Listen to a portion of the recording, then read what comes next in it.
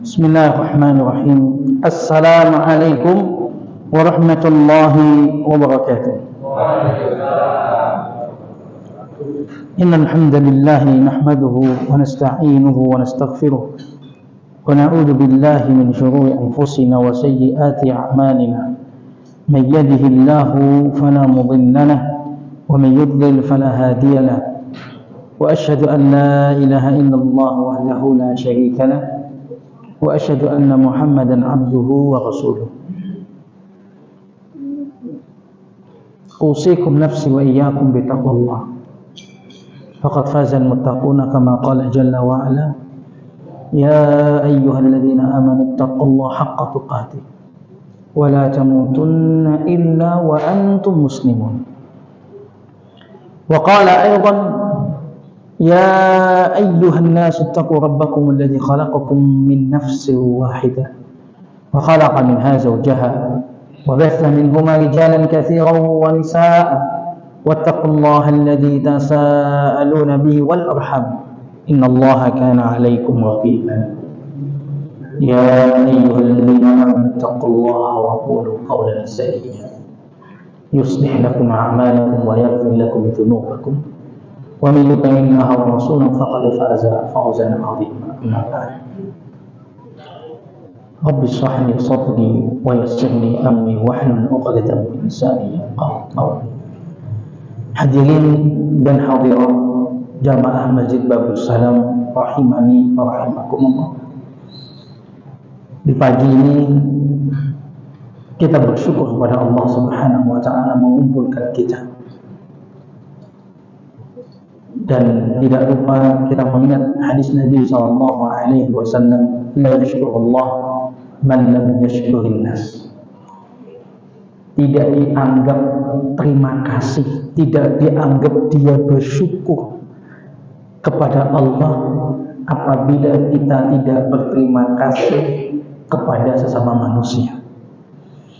Alhamdulillah, mari kita ucapkan kepada takmir Masjid Babus Salam,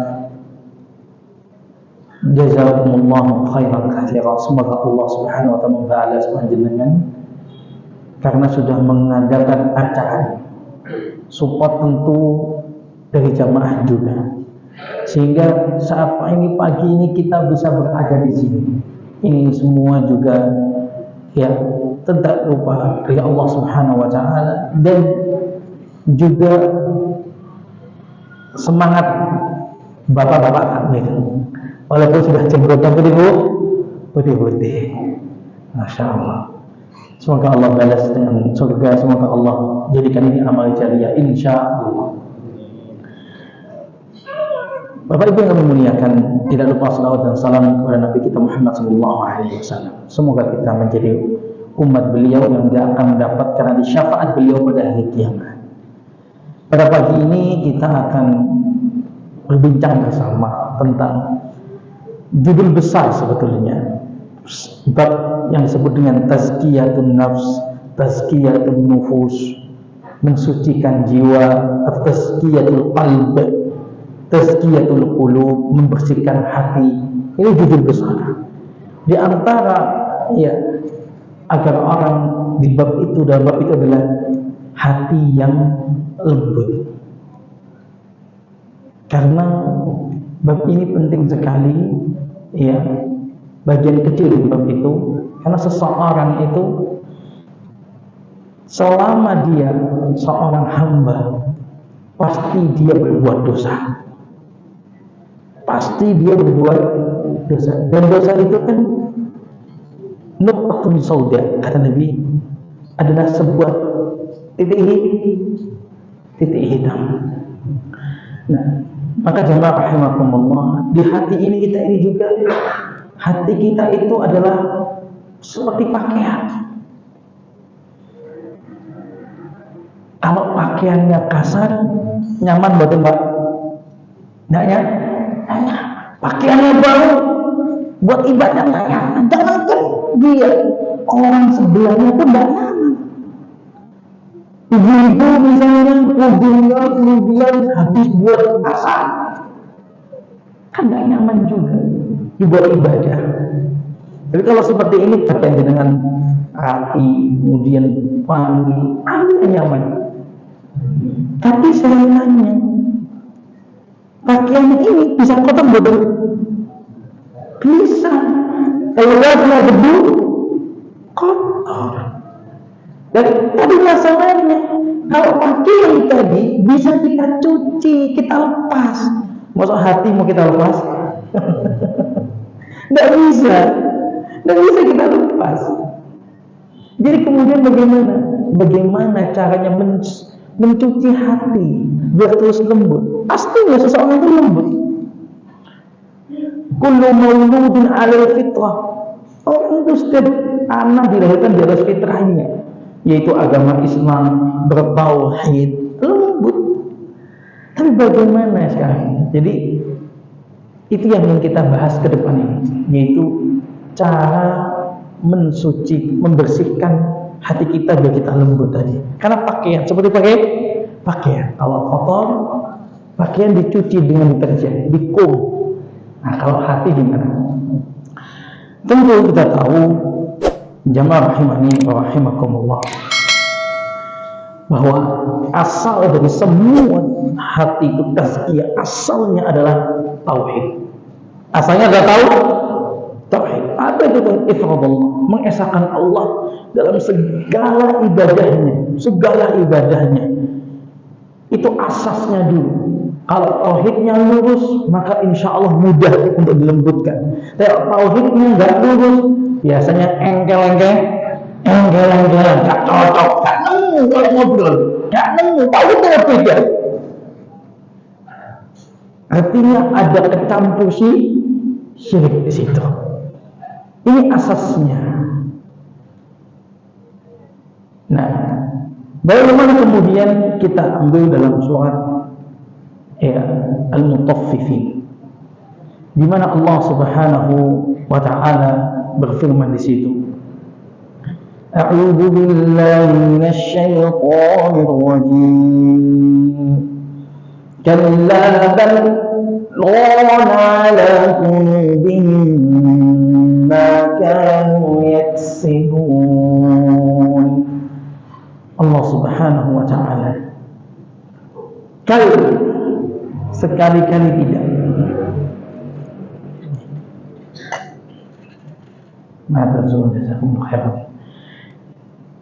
Bal rana 'ala qulubihim, akan tapi ada ran. Nah, ini apa itu ran? Di hati mereka. Dalam tafsirnya, tafsir Qurtubi sini dan tafsirnya juga Ibnu Katsir, dikatakan di sini, ya, ran, seseorang itu punya ran itu, sebagaimana hadis Nabi sallallahu alaihi wasallam, innal abda idza akhta'a khati'an nuqtatin fi qalbi nuqtatus sauda. Sesungguhnya hamba itu apabila dia melakukan satu kesalahan, apapun kesalahannya, kalau kesalahannya besar berarti ya titiknya juga besar, kalau kecil titiknya kecil, ada titik. Kemudian kata Nabi sallallahu alaihi wasallam, fa idza huwa naza'a wastaqa wa taba suqilan. Tapi apabila dia kemudian setelah dia istighfar, dia mengaku salah, dia muhasabah, maka bersih hatinya. Titik tadi hilang. Fa in 'adaz, apabila dia kembali melakukan zina, makin bertambah. Hatta ta'lu 'ala qalbi wa huwa dha'im, sampai akhirnya tambah dia lupa istighfar, dosa lupa istighfar, maka terus menambah titik itu sampai akhirnya menutupi hatinya.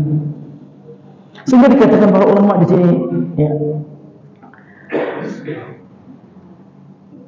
innal adda, qala Bakr bin Abdullah, innal adda idza adam ajnab sara fi qalbi kukhratul ibra, summa sara idza adna thana sara kadhalik, summa idza al-afra al-qulub sara kan mulkhil. Seseorang hamba itu apabila berdosa, dia seperti ada satu titik hitam.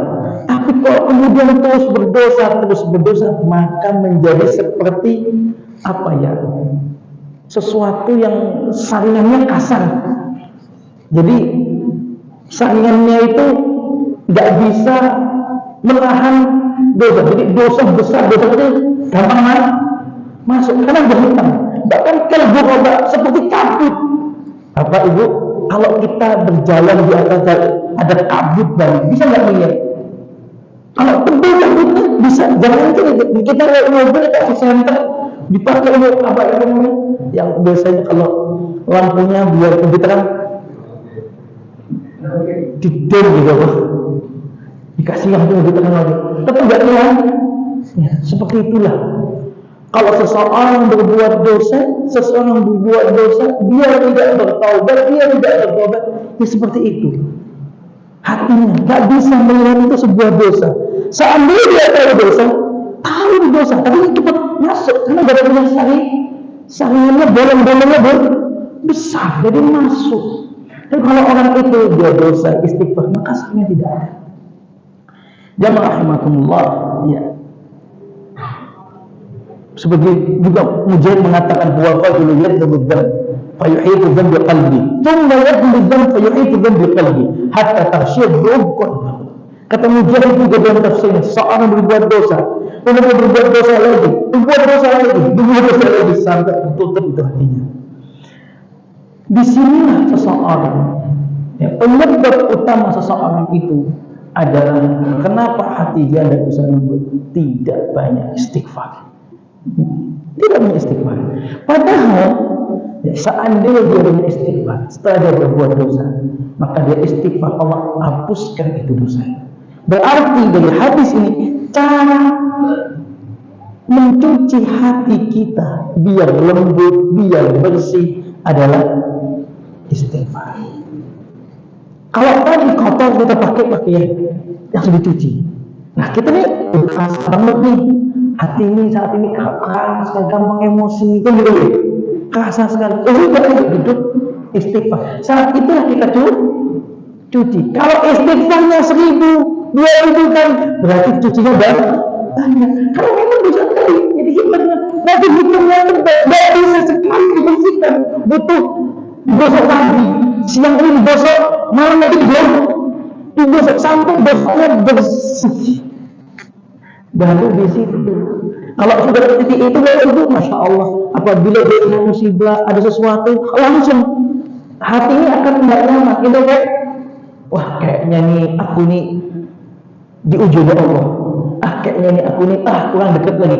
Gampang introspeksinya. Sehingga dikit-dikit disebutin ayat bisa nangis, disebutin ayat bisa tersentuh, disebutin tentang surga tersentuh, tentang neraka ketakut, rasanya nyaman dapat. Karena memang hatinya saat itu Allah Subhanahu wa ta'ala jaga. Ada kisah menarik dalam masalah ini. Yang paling tadi kami sampaikan, utama adalah tauhid dalam membersihkan ini. Tauhid itu, Bapak Ibu, mungkin saya ingin sampai sedikit, mau saya bertanya sebelum nanti dengan tanya saya. Saya tanya boleh ya? Nah, tauhid yang jenengan pikirkan itu, apakah ya intinya orang itu ibadah hanya kepada Allah? Artinya ibadah, sholat, puasa, zakat, haji, ataukah lebih dari itu? Jawabannya lebih kan? Tapi banyak orang menyangka bahwa tauhid itu hanya di sisi itu saja. Saya mau bertanya, Bapak, tauhid itu kan pokoknya untuk Allah. Kalau bukan untuk Allah, jadinya syirik. Saya bertanya, kalau sejak awal sholat, dia sholat Allahu Akbar, dia sholat untuk Allah, ya itu insya Allah tauhid. Tapi di tengah-tengah dia terganggu, aduh ada mertua, ada tetangga, ada siapa, jadi tetap semangat. Itu adalah syirik, belum ya? Benar. Walaupun di situ syirik kecil, kan gitu. Nah, tapi kalau sejak di awal nggak ada Allah di situ. Aku sholat karena dia bilang, wah memang asli dia mertua. Ini Allah kan bilang kecil, tapi ini beda kasusnya.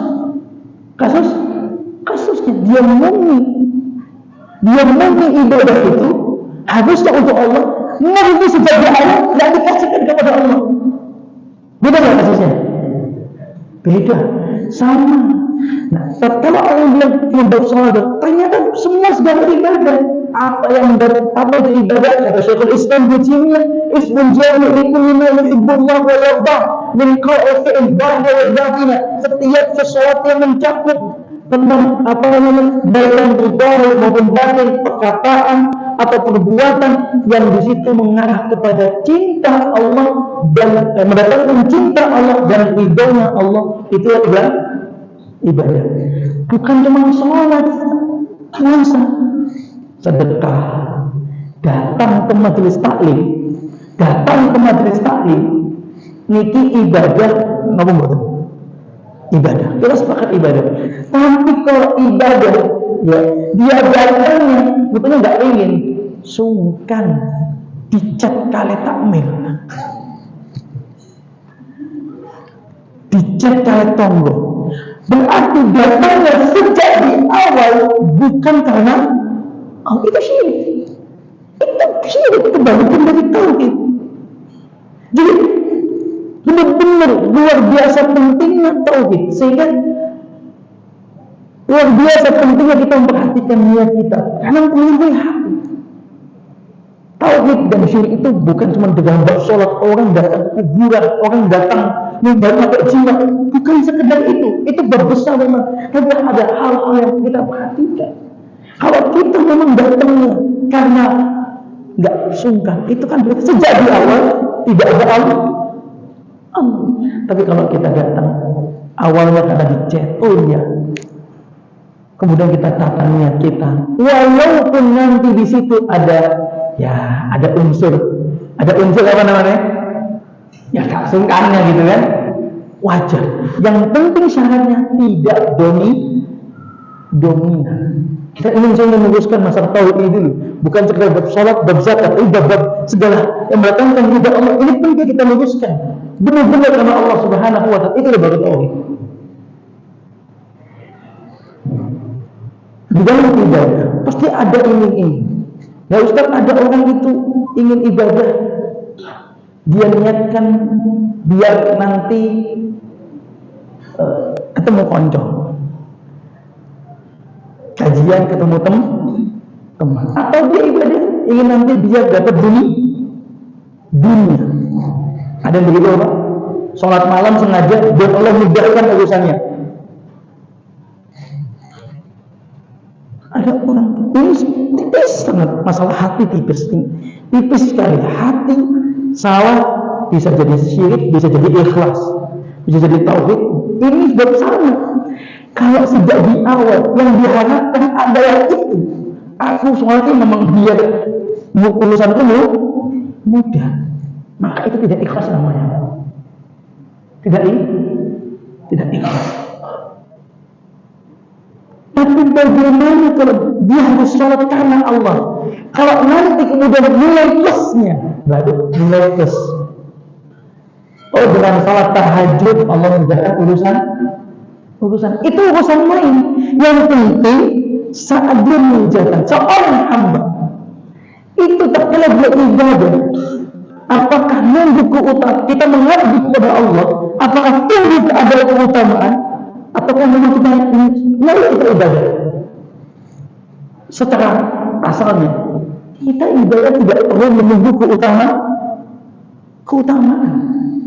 Tidak perlu. Kalau harus menunggu keutamaan, betapa banyak dalam syariat itu tidak banyak keutamaan. Tapi memang hampir semua, ya, kebanyakan dalam amal itu dikasih keutamaan.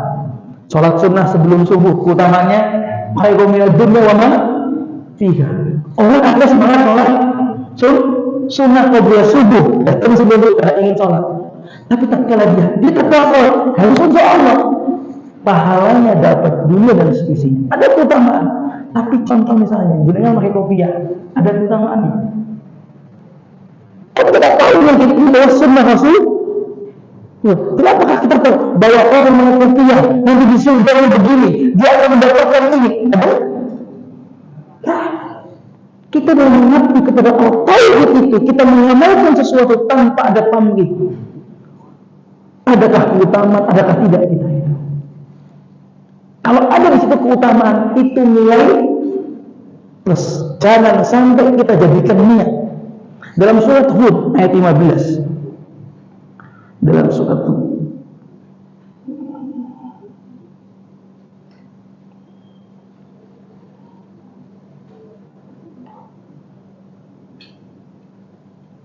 Allah Subhanahu menegur kita dalam masalah tauhid ini.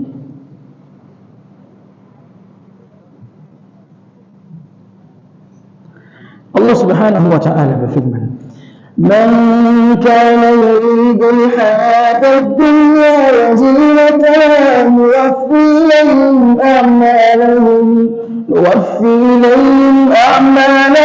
fiha wa hum fiha la yubkhasun." Kata Allah, siapa yang menginginkan dunia, kemewahan dunia dan perhiasan, Allah akan berikan. Dia tidak punya dunia, akan mendapatkan dunia, dimudahkan urusan dunia. Nuwaffi ilayhim, kata Allah, Allah akan kasih. Allah tidak pelit. Allah tidak pelit. Orang berbuat dosa pun, iblis saja minta. Padahal iblis itu bagaimana zalimnya? Nah, itu minta ditangguhkan kematian sampai kiamat. Allah kabulkan. Allah kabulkan. Hamba dia beribadah tujuannya dunia. Nuwaffi ilayhim a'malahum fiha wa hum fiha la yubkhasun. Allah kasih dan dia tidak akan dirugikan. Allah akan kasih. Man kana yuridul hayatad dunya wa zinataha nuwaffi ilayhim a'malahum fiha wa hum fiha la yubkhasun. Tapi kata Allah selanjutnya, ulaika alladziina laysa lahum fil aakhirati illa an-naar. Allah kasih, dia akan diberikan. Tapi nanti mereka orang-orang seperti ini di akhirat tidak dapat apa-apa kecuali neraka. Diancam neraka. Kenapa? Karena tatkala dia beramal tujuannya dunia, ada syirik di situ. Bukan tahu. Coba kita kembali kepada tujuan kajian kita, melembutkan hati. Karena sebetulnya kenapa kadang kita gampang masih emosi? Kita udah ngaji lama, Bapak. Sudah bertahun-tahun kita ngaji, sudah bertahun-tahun kita sholat, sudah bertahun-tahun, tapi belum bisa merubah kita dalam sisi sifat khuluqiyah kita, akhlak kita. Kita sama teman bermurah hati, sama istri mahal hatinya. Sebaliknya itu di antara sebabnya. Tauhid kita masih bermasalah, kurang lurus, kurang detail dalam bertauhid. Karena pikiran cuma ini. Subhanallah. Sehingga ada kisah menarik tentang yaitu tatkala itu seorang anak-anak gulam Yahudi. Gulam Yahudi ini, ya, saat itu dia anak kecil. Gulam itu anak kecil yang masih bocah lah. Tapi senang sama Nabi Muhammad sallallahu alaihi senang karena Nabi itu adalah Nabi yang disukai anak-anak juga. Karena Nabi suka. Nah, ini anak kecil ini senang sama Nabi. Dia suka bantu Nabi. Suatu ketika Gulam ini sakit. Maka kemudian Rasulullah mengajak para sahabat untuk mendatangi anak ini. Nabi sahabat. Anak ini adalah anaknya orang Yahudi. Jangan bayangin ada yang pakai bendera Palestina. Kita doakan Palestina semoga Allah jaga. Rasulullah SAW gampangnya itu lah. Datangnya anak Yahudi Israel lah. Demikian ada anak orang Israel lah. Sakit. Mungkin begini mbak. Ada kok apa jadi kondisi saat ini? Mungkin kita kapok-kapok ini dulu. Cian gitu ya. Sangat nontonnya. Tapi Nabi SAW Nabi SAW datangi anak Yahudi kecil ini. Sakit, didatangi. Faidah wajah. Tak kaya dia bisa karakul maut. Maka Nabi SAW bersabda kepada anak kecil ini. Karena dia suka sama Nabi. Nabi tahu posisinya. Apa kata Rasulullah? Qul asyhadu an la ilaha illallah wa asyhadu anna Muhammadar Rasulullah. Katakan syahadat, sesungguhnya aku bersaksi tiada Tuhan yang berhak kecuali Allah, dan aku bersaksi Muhammad adalah utusan Allah.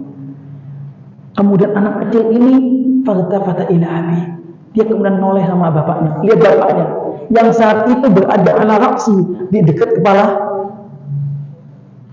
nengok ke bapaknya. Diizinin apa tidak? Ya tapi dia mengucapkan tadi, bapaknya gimana? Apa kata bapaknya? Bapaknya Yahudi. Afiq Abul Qasim, manuto sama Nabi Muhammad, sama bapaknya kok Qasim, manuto. Maka kemudian anak Yahudi ini mengatakan asyhadu an la ilaha illallah wa asyhadu anna Muhammadar Rasulullah, kemudian wafat. Kita tahu orang yang wafat dalam kondisi syahadat masuk surga.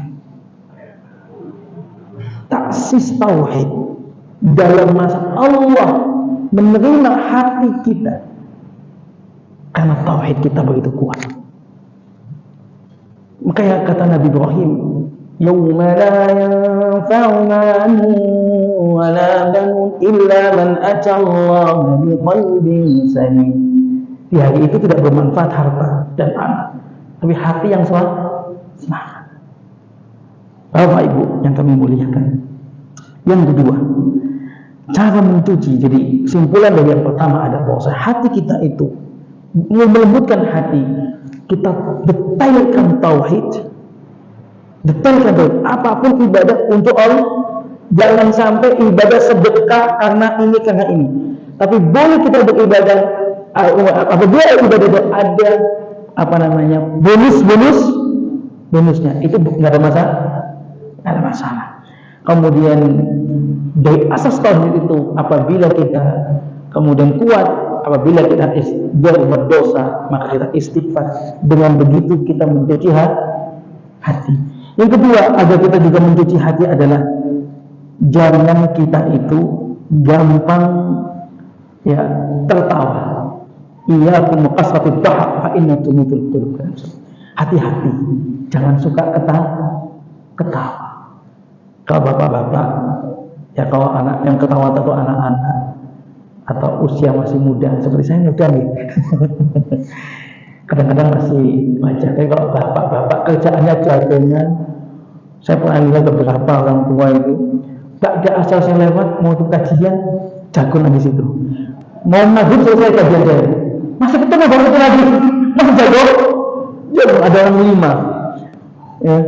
Kemudian datang maghrib banget, habis itu ibadah isya, sholat pagi masih jagongan di situ. Ya Allah, boleh asal sampai malam jagongan kakak cekiki, yang ngopi. Sedangkan saat itu sudah pada berubah, Masya Allah. Kita cari aman di dunia ini. Kalau cari aman di dunia, insya Allah di akhirat aman. Itu ibadah, sholat dilupakan sebagai banyak karena tumitul qulub, kata Nabi. Memang hatinya keras. Nah, jangan sampai kita kemudian juga seneng banget nonton yang isinya cuma ketawa atau isinya acara-acara banyak ketawa-ketawanya, ikutan ngengek. Itu mematikan hati. Yang ngomong siapa? Nabi SAW. Itu mematikan hati, buat hati kita keras. Jamaah rahimani wa rahimakumullah. Kemudian di antara bab yang juga penting dan bisa melembutkan hati ada dalam sebuah kaidah, itu at-tahliyah wa takhliyah. At-tahliyah wa takhliyah. Ini kaidah. Kaidah ini jangan disampaikan. Kalimat tahliyah dan takhliyah. Apa itu tahliyah dan tahliyah? Yaitu kalau tahliyah, dia itu membersihkan hatinya dari dosa-dosa. Itu namanya tahliyah. Pakai kha, tahliyah. Tapi kalau tahliyah, dia mengisi hatinya dengan ketaatan. Oke. Dua, kaidah tahliyah dan tahliyah harus dijalankan. Kalau cuma satu tok tidak bisa. Misal aku tak menghindar dari dosa, nggak mau judi, nggak mau ini, tapi aku nggak sholat, aku nggak puasa, nggak ibadah, bisa bersih hatinya, bisa lembut hatinya, ya hati yang keras, kasih, hati yang keras. Atau sebaliknya, aku ibadah, tapi keluar dari masjid, jualannya masih cara yang haram, tontonannya masih tontonan yang haram, makanannya kadang-kadang nggak mikir ini halal atau haram, nggak bisa. Jadi harus apa? Harus bagaimana dia membersihkan dari dalam, dikeluarkan yang jelek, mengganti sistem yang baik dengan kebaikan. Harus seperti itu. Sirkulasi itu seperti itu. Kalau cuman kemudian aku tak sholat tapi maksiat di jalan, sholatnya belum tentu diterima, tapi maksiatnya tetap jalan, maka tetap aja hatinya akan keras. Tapi sebenarnya aku nggak maksiat kok, tapi nggak ibadah, dosa nggak? Dosa tetap aja juga hatinya keras. Maka tahliyah benar-benar harus jalan dan seimbang. Kita sholat dengan khusyuk, kita keluar menjaga diri dari maksiat. Itu namanya tahliyah. Sebagaimana Allah Subhanahu wa taala berfirman, "Khudh min amwalihim shadaqah." Tentang sedekah, alhamdulillah. Ya, zakat ini dari harta mereka zakat, sedekah atau sebenarnya zakat. Apa? Tutahhiruhum wa tuzakkihim. Ada kalimat tutahhiruhum wa tuzakkihim. Ini kalimat tahliyah. Tutahhiruhum, membersihkan, yaitu membersihkan sesuatu yang dosa-dosa tadi keluar dengan dia menginfakkan hartanya, dengan dia bersedekah atau berzakat, maka membersihkan hartanya itu. Tapi juga tuzakkihim, mensucikan juga, artinya akan ada sesuatu kebaikan yang masuk. Ya rahimani rahimakumullah.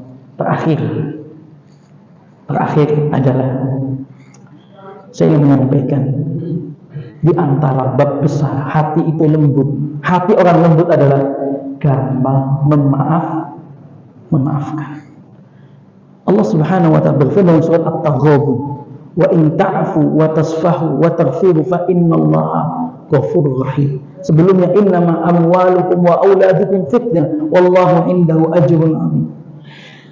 Ini sebelumnya adalah masalah tentang maafkan dan apa kita lapang dada, Allah Maha Pengampun. Artinya kalau kita mudah memaafkan, menunjukkan bagus, hati kita itu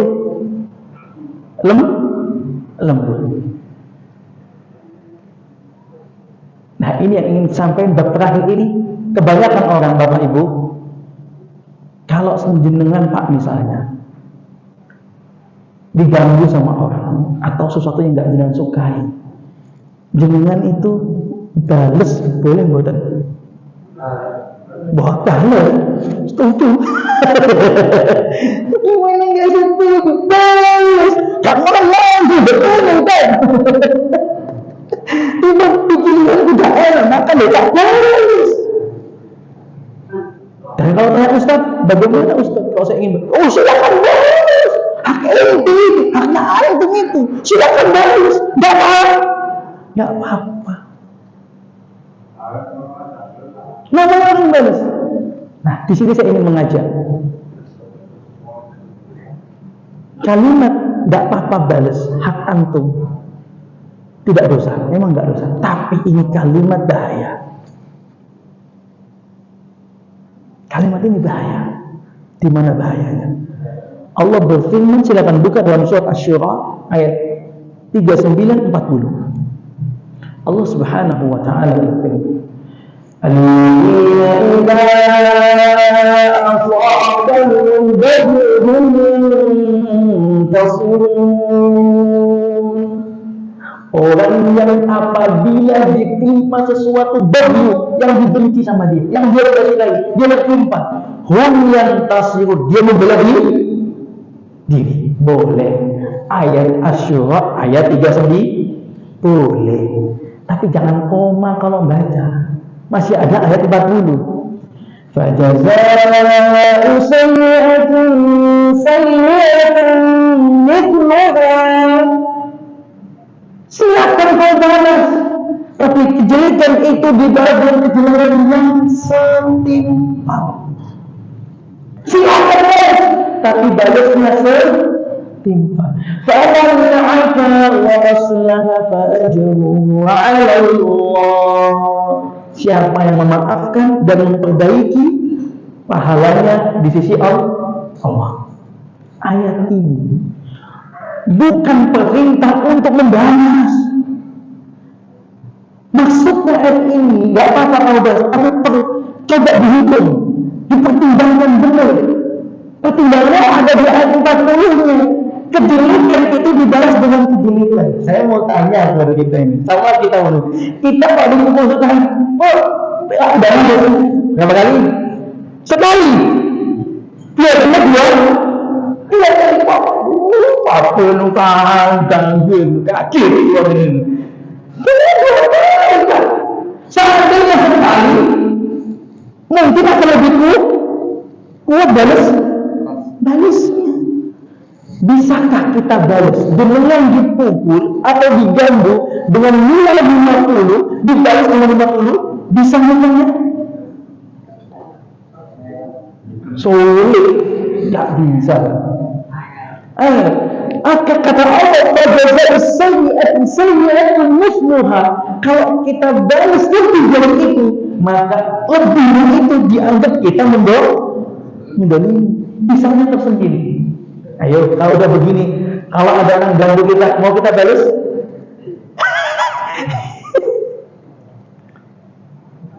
Ustaz, saya balas, Ustaz. Tapi insya Allah akan lebih ringan. Balas tak lebih ringan. Kemarin dipukul kuat. Kamu ganggu aku, misalnya. Kamu ganggu aku, mesti nggak puas. Tapi Allah kasih solusi. Faman 'afa. Kalau kau maafkan, tatkala kemudian kita maafkan, adalah kepuasan di hati. Bagi orang beriman doa ada. Kalau balas, nggak bakal ada kepuasan. Nggak bakal. Jadi kesimpulan di antara, dan ini wabil khusus, masalah maaf memaafkan bukan hanya dengan teman bisnis, bukan dengan tetangga. Ini justru wabil khusus dengan suami dan istri. Saling memaafkan itu lebih penting daripada keluarga. Tapi coba, kenapa Syekhul Islam Ibnu Taimiyah juga tidak menganjurkan membela intiqam? Karena Rasulullah itu nggak pernah membalas. Kata Aisyah, wa man taqama Rasulullah sallallahu alaihi wasallam, nggak pernah Rasul itu membalas tentang dirinya ibadah. Tapi Rasul itu lembut, nggak pernah ingin balas dendam. Kalau urusan begini, illa antum tika hurmatul, kecuali kalau larangan Allah dilanggar, baru Nabi bela di. Kalau dia kenangan Allah yang dilanggar, nanti tidak pernah balas. Sampai kejadian orang berarti sarang Abu Hadis Anas bin Malik muttafaqun alaih. Saat itu Rasulullah itu bersama Anas bin Malik di pasar, Nabi pakai selendang. Selendangnya ujungnya kasar, bukan kain halus, kain kasar. Ada Badui, Arab Badui senang sama Nabi. Namanya Arab Badui kadang-kadang kurang sopan ya. Dalam beberapa catatan hadis, kencing di masjid, saya kurang tahu ada. Senang dia, dikejar Nabi, kemudian ditarik selendangnya serat gitu. Anas bin Malik yang sebelah itu kaget lihat, kenceng banget ditarik. Bisa kebayang, Mbak? Jenengan pakai selendang, pakai surban itu ditawari. Sakit tau betul? Sakit. Dan Anas melihat ada keasfarat dan sungguh ada bekas di sisi, ada besar. Anas itu ini Nah ini dikitulah ditarik. Habis itu orang Arab Badui ini malah minta selendang Nabi. Bagaimana Rasulullah SAW saat itu? Rasulullah faltafata ilaihi. Rasulullah hanya melihat kepadanya, Arab Badui ini ada apa? Minta ini. Fadhahika. Nabi cuma ketawa. Dikasihkan kemudian selendangnya dan Nabi pergi. Tidak ada ngomong takut, banget, cakap sopan, tidak ada kalau itu. Itu Nabi. Lembut. Sehingga dari sini, siapa yang mengatakan tidak perlu kita membalas. Kenapa? Dengan kita membalas, coba Bapak Ibu perhatikan. Kita lihatlah kasus-kasus yang dikasus-kasuskan itu. Saling adu-adu dikasuskan, atau lihatlah di sekitar kita orang lagi bermusuhan atau antar keluarga. Coba satu sama saleh cari benar, nggak ada yang cari salah, cari benar. Apa yang terjadi? Pikiran. Apalagi kalau punya penyakit gula, kolesterol, asam urat, tak ada lagi pikiran. Jadi kan, tuh ibu-ibunya tambah pikiran itu.